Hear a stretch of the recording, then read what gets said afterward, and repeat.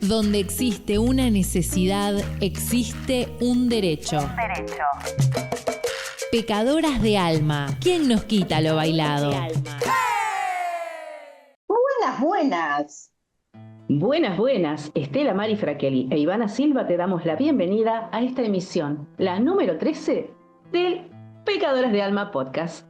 Que podés escuchar los días viernes a partir de las 19 horas, sábados a partir de las 15 horas por FM Tincunaco. Y también podés escucharnos en YouTube, en nuestro canal de YouTube, que sale con unos días de demora, porque siempre le damos lugar, tienen prioridad las radios, pero con unos días de demora sale en nuestro canal de YouTube cada capítulo. Así que allí quedan para que los escuches cuando quieras, para que los compartas entre tus conocidos, para que nos des me gusta, que tanto nos gusta y lo necesitamos. Bueno, hoy tenemos un programa muy latinoamericano. Hoy Estela nos va a hablar de Uruguay, de cosas que han pasado en Uruguay, de fechas muy importantes. Bueno, ella te va a contar. Y yo te traje el recuerdo de Totó la Momposina, que nos dejó por estos días. Bueno, y vamos a hablar un poquito de ella y de toda esa gran obra musical que hizo. Y también esta semana tuvimos una entrevista importantísima con Windsor Torrico desde La Paz. Bueno, ahí quedó nuestro video en YouTube, podés buscarlo y ver de qué se trató, y él nos explica ahí cómo está la situación en Bolivia, cómo surgió, cuál fue el origen del conflicto. Él lo explica muy claramente. Él es un educador, investigador, él fue funcionario en gobiernos anteriores, así que bueno, lo explica de una manera muy muy clara.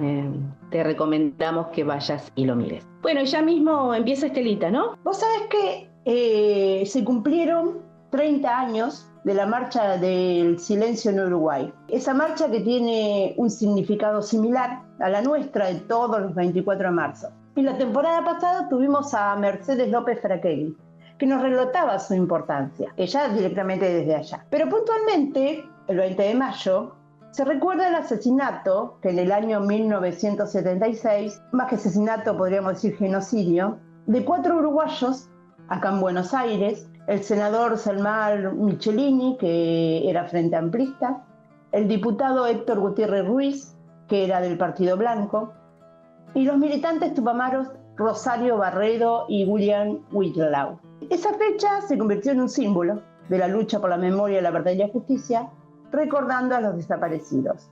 A Uruguay le costó mucho esto, fíjense que hace 30 años, y la dictadura en Uruguay comenzó en el año 1973, pero porque el pueblo es conservador, no la aceptaba, y ellos son muy asamblearios todos, todo lo plebiscitan. Entonces costó un montón poder imponer, no sé si imponer, pero sino poder visibilizar todo lo que había pasado en esa dictadura desde 1973 a 1986, porque fue mucho más larga que la nuestra, ¿no? Por las calles de Montevideo se nombraron todos los nombres de los desaparecidos de la última dictadura y se escuchó, como se escucha acá, la palabra presente detrás de cada nombre. Y este año la cantidad de víctimas de la represión trae una novedad. La cifra hasta el momento, la cifra de los que se habían encontrado, era de 197 personas, y a partir de este año pasó a ser 205. Se encontraron 8 cuerpos más acá, en Argentina. Los datos surgen de un informe presentado en el mes de mayo por la Institución Nacional de Derechos Humanos del país, pero el número que rondan los organismos es de 400.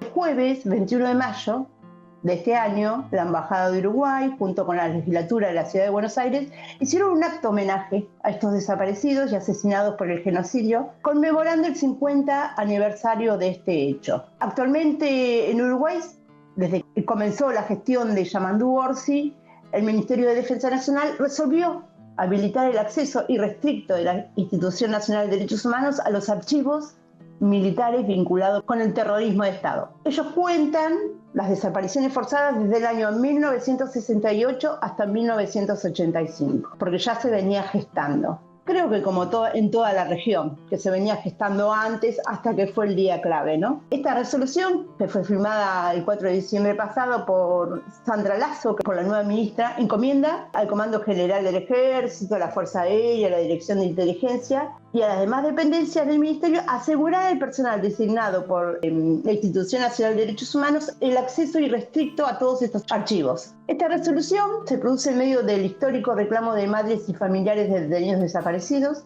para que el Estado profundice el acceso a la información sobre las desapariciones forzadas y ordene a las Fuerzas Armadas a entregar todos los datos disponibles sobre el destino de las víctimas. La actual presidenta de la Institución Nacional de Derechos Humanos, que se llama Mariana Mota, que era una abogada que ya venía militando por los derechos humanos, señaló que el acceso a los archivos militares ha estado históricamente marcado por restricciones y mecanismos burocráticos para que no se conozca nada. No, la idea es, dice ella, no seguir pidiendo la información. Plantea la necesidad de acceder directamente, nada de ir a pedir la información, acceder y buscarlo, porque en realidad es el derecho de todos. En realidad ella consideró que esta resolución debería ser un antes y un después, porque no solo fue en esa época. Advirtió que será fundamental garantizar la preservación de estos archivos.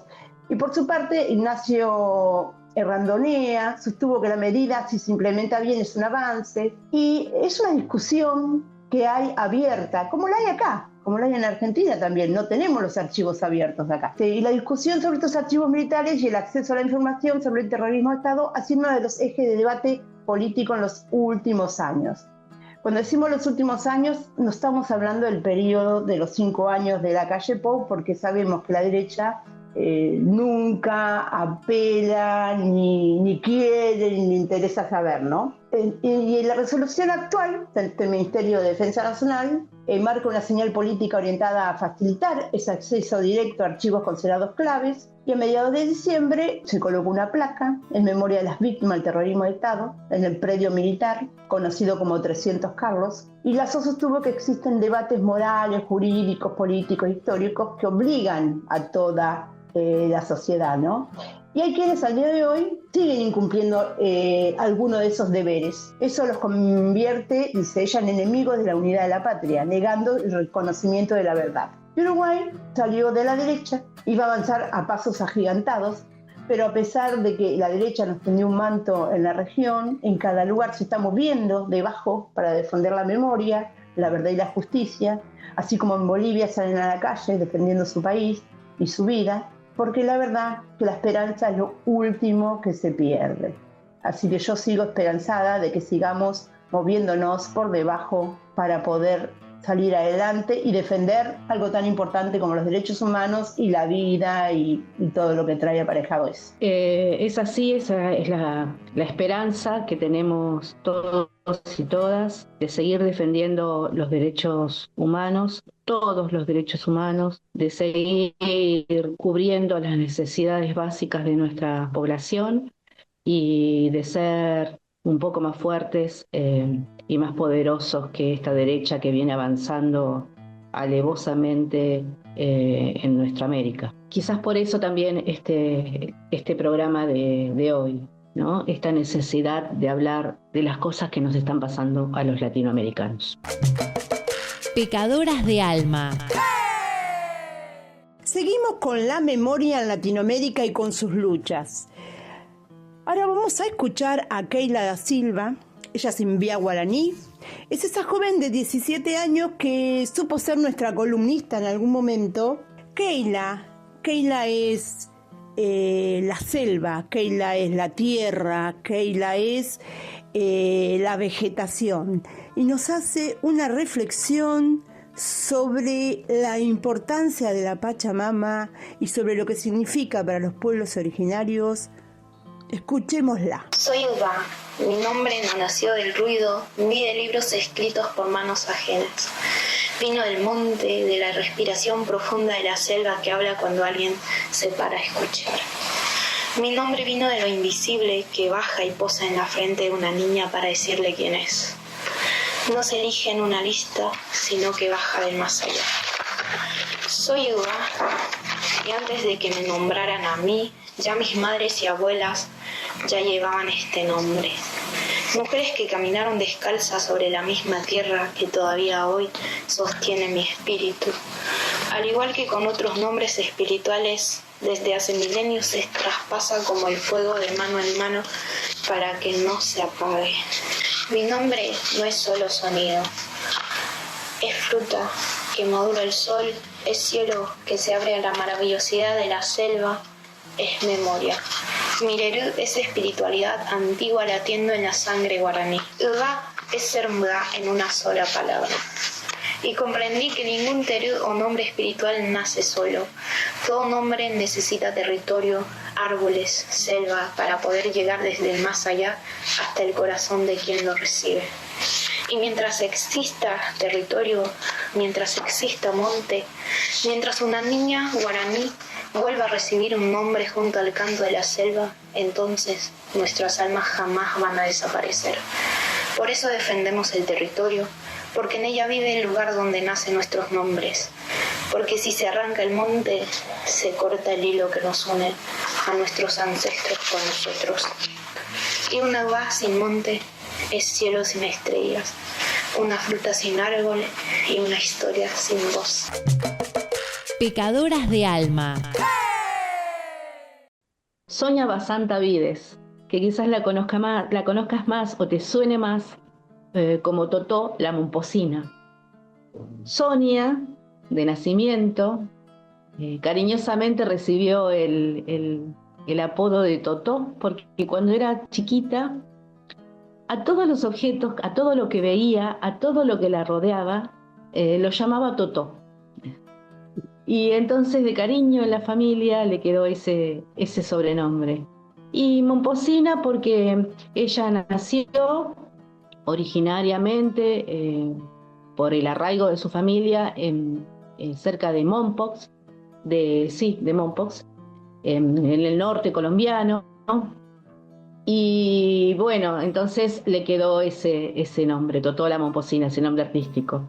Ella es una cantante colombiana de música folclórica tradicional, como te dije, de la región del Caribe, colombiano, del norte. Y es muy reconocida, fue muy reconocida por la difusión internacional de ritmos como la cumbia, el bullerengue y el mapalé, que ahora te voy a contar lo que son. Bueno, Totó nos dejó hace unos días, acá ahora en mayo de 2026, y queremos recordarla porque su obra, que se caracterizó por la exploración de las tradiciones musicales africanas, indígenas y españolas, que fueron el origen de estos ritmos que te conté hace un ratito. Estos ritmos son fusión de esas tradiciones musicales africanas, porque las personas esclavizadas que llegaron masivamente a Colombia, al norte colombiano, traídas por los barcos de esclavistas, los indígenas, que eran los que vivían ahí originariamente, y los españoles, que fueron los crueles conquistadores. Bueno, todo eso hizo que surgieran nuevos ritmos, entre los que se destacan, como te decía, la cumbia, el porro, la chalupa, el sexteto, el mapalé, el bullerengue. Y todo esto le dio a Totó la Momposina un papel fundamental en la internalización de esa música durante el siglo XX y el siglo XXI. Ella perteneció a la cuarta generación de una familia dedicada a la música tradicional del Caribe colombiano. La familia era estudiosa de estos ritmos y ejecutaba estos ritmos. Por algún motivo, suponemos que de seguridad o de económicos, a finales de la década del 40, su familia y ella se trasladaron a Bogotá. Y bueno, allí su papá, que era percusionista, y su mamá, que era cantante y bailarina, tuvieron una casa en Bogotá donde reunían a músicos que ejecutaban este tipo de ritmos. Era como un centro cultural musical, su casa de la infancia en Bogotá. Bueno, ella hizo su formación allí en ese ámbito, pero después fue a la Universidad Nacional de Colombia, que tiene un conservatorio muy importante, y ella siguió estudiando con su título universitario incluso, hizo giras, llegó a todo el mundo, llegó a Europa, en todos lados triunfó, tanto que en 1982, cuando Gabriel García Márquez recibió el Premio Nobel de Literatura, pidió que para la ceremonia de entrega, hubiera música colombiana, específicamente la pidió a Totó la Momposina. Así que están los videos por ahí, los podés buscar. Está García Márquez con su ropa tradicional colombiana, con guayabera, y está Totó haciendo esa música maravillosa que alegró y fue algo muy distinto de lo tradicional en la entrega de los premios Nobel, ¿no? Que es todo muy europeizado.